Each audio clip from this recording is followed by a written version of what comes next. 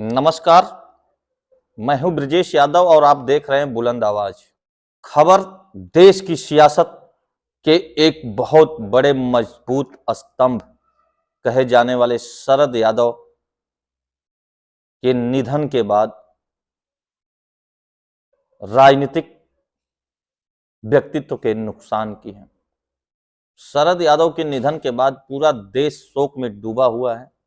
प्रधानमंत्री नरेंद्र मोदी, गृह मंत्री अमित शाह, रक्षा मंत्री राजनाथ सिंह से लगायत सभी राज्यों के मुख्यमंत्री, अपने अपने दलों के प्रमुख नेता, सभी लोग शोक संवेदनाएं व्यक्त कर रहे हैं। सादगी पसंद और जयप्रकाश नारायण के आंदोलन से उपजे डॉक्टर राम मनोहर लोहिया के विचारों से प्रभावित होकर समाजवाद की विचारधारा को लेकर संघर्ष करने वाले शरद यादव का 12 जनवरी 2023 की रात निधन हो गया। जनता दल यूनाइटेड के पूर्व राष्ट्रीय अध्यक्ष और पूर्व केंद्रीय मंत्री शरद यादव ने फोर्टिस अस्पताल में आखिरी सांस ली। उनकी उम्र लगभग 75 साल थी। वह लंबे समय से किडनी की बीमारी से जूझ रहे थे। 12 जनवरी की रात को उन्हें सांस लेने में दिक्कत महसूस हुई तो घर परिवार के लोग उन्हें हॉस्पिटल ले गए। इलाज के दौरान देश की इस बहुत बड़ी राजनीतिक शख्सियत ने आखिरी सांस ली। शरद यादव अभी पिछले दिनों ही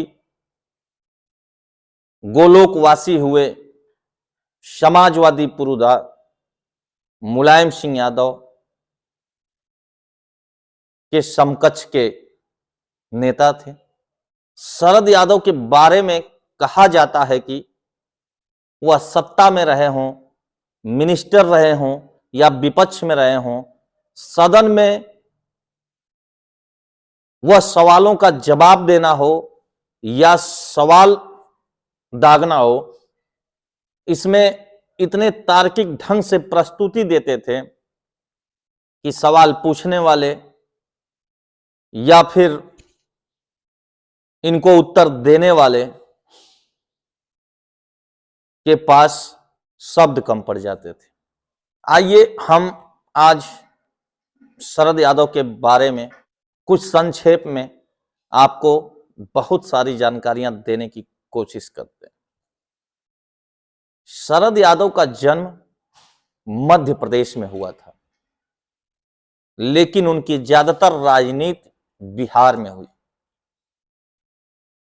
शरद यादव पहले ऐसी राजनीतिक शख्सियत रहे जो 3 अलग अलग राज्यों से संसद में पहुंचे। एक समय ऐसा भी आया जब शरद यादव से बंगला तक छीन लिया गया। शरद यादव का जन्म मध्य प्रदेश के होशंगाबाद के बाबई गांव में हुआ था। 1 जुलाई 1947 को जन्मे शरद यादव के पिता नंद किशोर यादव किसान थे। उनकी मां सुमित्रा देवी गृहिणी थी। शरद के बड़े भाई रविशंकर यादव थे। रविशंकर यादव का 9 अप्रैल 2017 को निधन हो गया। शरद यादव की प्रारंभिक शिक्षा होशंगाबाद से ही हुई। इसके बाद उन्होंने इटारसी के हायर सेकेंडरी स्कूल से 12वीं तक की पढ़ाई पूरी की। वर्ष 1964 में शरद यादव जबलपुर के साइंस कॉलेज से बीएससी और साल 1970 में कॉलेज ऑफ इंजीनियरिंग की डिग्री हासिल की। शरद यादव कितनी विलक्षण प्रतिभा के धनी थे, पढ़ने में कितने होनहार थे, इसका अंदाजा इसी से लगाया जा सकता है कि इंजीनियरिंग की पढ़ाई में उन्हें गोल्ड मेडल हासिल हुआ था। शरद यादव इंजीनियरिंग की पढ़ाई भले ही कर रहे थे, लेकिन उनकी दिलचस्पी राजनीति में भी थी। वर्ष 1971 में इंजीनियरिंग की पढ़ाई के दौरान शरद यादव राजनीति से जुड़ गए थे। उन्होंने जबलपुर इंजीनियरिंग कॉलेज से छात्र संघ अध्यक्ष का चुनाव लड़ा और निर्वाचित हुए। शरद यादव छात्र राजनीति में मशगूल थे। उसी समय देश में एक बहुत बड़ा जन आंदोलन रूप ले रहा था। लोकनायक जयप्रकाश नारायण के लोकतंत्रवाद और डॉक्टर राम मनोहर लोहिया के समाजवाद की क्रांति की लहरें परवान चढ़ रही थी। जयप्रकाश नारायण और लोहिया के विचारों से प्रभावित हुए बिना शरद यादव भी नहीं रह सके। डॉक्टर राम मनोहर लोहिया के समाजवादी विचारों से प्रेरित होकर शरद यादव मुख्य राजनीति में आ गए। युवा नेता के तौर पर सक्रिय रूप से कई आंदोलनों में हिस्सा लिया। आपातकाल के दौरान मीसा के बंदी बनकर जेल भी गए। शरद यादव के बारे में बताया जाता है कि उनके राजनीति की शुरुआत वर्ष 1971 से हुई थी। वह 7 बार लोकसभा सांसद रहे, जबकि 3 बार राज्यसभा के भी सांसद चुने गए थे। वर्ष 1974 में शरद यादव महज 27 साल की उम्र में मध्य प्रदेश की जबलपुर लोकसभा सीट से सांसद निर्वाचित हुए। सांसद निर्वाचित होकर राजनीति की मुख्यधारा में आने के बाद उन्होंने फिर कभी पीछे मुड़कर नहीं देखा। जबलपुर के बाद शरद यादव उत्तर प्रदेश के बदायूं और बिहार की मधेपुरा लोकसभा सीट से भी सांसद निर्वाचित हुए। 1974 के बाद 1977 में हुए लोकसभा के चुनाव में वह दोबारा सांसद निर्वाचित हुए थे।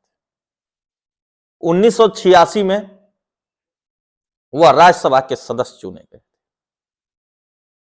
1989 में भी शरद ने यूपी के बदायूं लोकसभा सीट से चुनाव जीता था। यह चुनाव जीतने के बाद उन्हें केंद्र सरकार के मंत्रिमंडल में जगह मिली।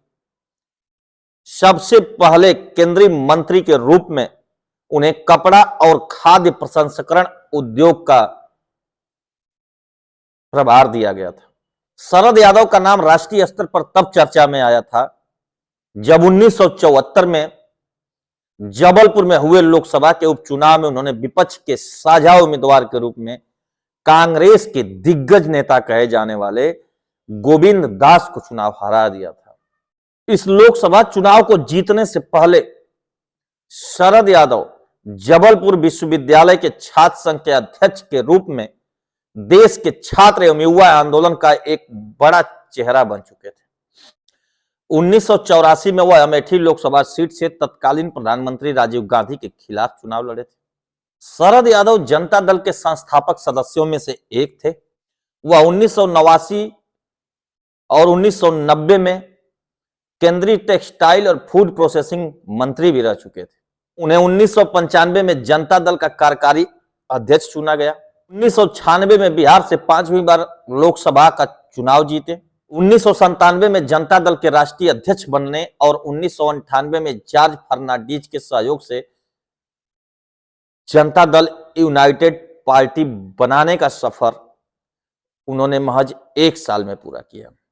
इसके बाद एनडीए के घटक दलों में शामिल होकर केंद्र सरकार में फिर से मंत्री बन गए। 2004 में शरद यादव राज्यसभा गए। 2009 में वह 7वीं बार सांसद बने, लेकिन 2014 के लोकसभा चुनाव में मोदी लहर में मधेपुरा सीट से उन्हें हार का सामना करना पड़ा। एक जमाने में अपने काफी करीबी रहे बिहार के मुख्यमंत्री नीतीश कुमार से उनका मनमुटाव भी हुआ। इसके बाद सादगी पसंद शरद यादव ने जनता दल यूनाइटेड से अपना नाता ही तोड़ लिया। 1991 से 2014 तक शरद यादव बिहार की सियासत में खूब चमके।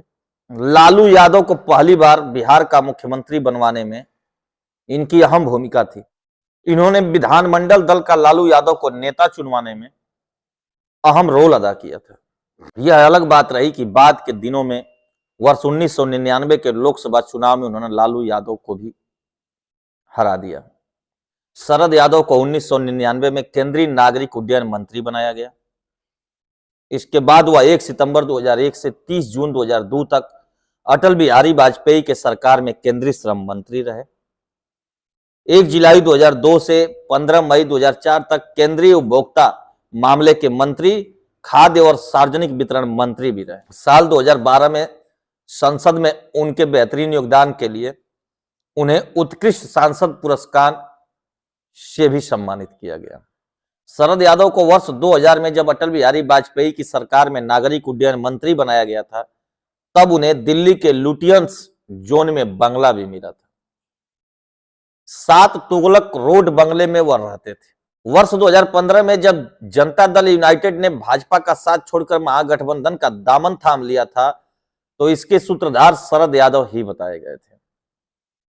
हालांकि बाद में नीतीश कुमार ने फिर से भाजपा के साथ गठबंधन कर लिया था। इसके बाद से नीतीश कुमार और शरद यादव के रिश्ते खराब हो गए थे। तब शरद यादव ने नई पार्टी का गठन भी कर लिया था। उस वक्त शरद जनता दल यूनाइटेड से राज्यसभा सांसद थे। नई पार्टी बनाने के बाद नीतीश कुमार की पार्टी ने शरद यादव को अयोग्य घोषित करने की मांग की। जनता दल यूनाइटेड की मांग के चलते ही शरद यादव राज्यसभा से अयोग्य तक करार दे दिए गए। उन्हें अपना 22 साल पुराना बंगला भी खाली करना पड़ा था। इस सबके बावजूद शरद यादव देश के बड़े समाजवादी नेता रहे। उन्होंने बिहार की राजनीति में भी अपनी एक अलग पहचान बनाई।